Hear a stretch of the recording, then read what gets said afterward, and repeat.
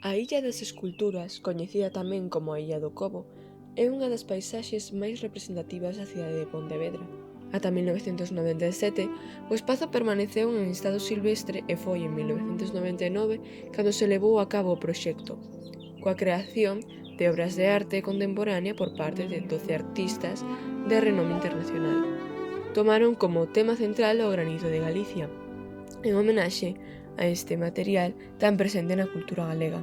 Este lugar é hoxe o maior museo de arte contemporánea ao aire libre de Galicia. Como se pode ver, moitas persoas disfrutan dun agradable paseo, quedar para falar con amigos ou facer deporte como correr e andar en bici. Bom, pois, para min o parque está moi ben, ademais é aquí un ponto de escala e se ven aves que non ves habitualmente, aves acuáticas, e non fai tanto tempo vin un guardarríos, que foi a primeira vez na miña vida que vin, pero vamos, foi así unha cousa moi furtiva, porque depois deu no pé e xa non se viu máis. E quanto ao entorno do parque, a verdade é que está moi ben. Bom, para nós estupendo, é o mellor que hai de Galicia, para nós, os que vimos aquí, os que somos xa maiores. Eso a nós nos sacan moita vida.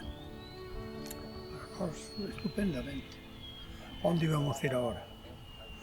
A Luna non vamos a ir. Con todo, 26 anos despois da súa inauguración, o lugar non está nas mesmas condicións. Se observamos con detalle, podemos ver lixo polos seus arredores, pintadas nalgunhas das esculturas ou unha deterioración na contorna, o que empeora a experiencia de camiñar por este espazo natural. Nalgunhas das imaxes que estades a ver, pódese observar a cantidade de desperfectos e mal mantemento do lugar, como grafitis ou lixo por calquera parte. Incluso tamén algunhas das persoas que acostuman a pasear por esa zona opinan que os perros ou mascotas en xeral poden afectar esta falta de limpieza no espazo.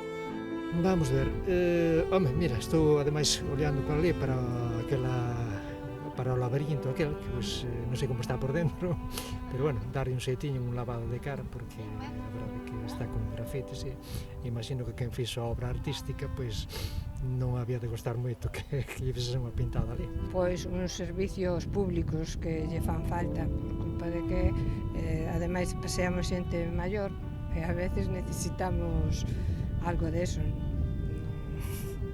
E tamén, sobre todo, o de que se poida pasear pois cos cans soltos, porque a veces veñen podente multar.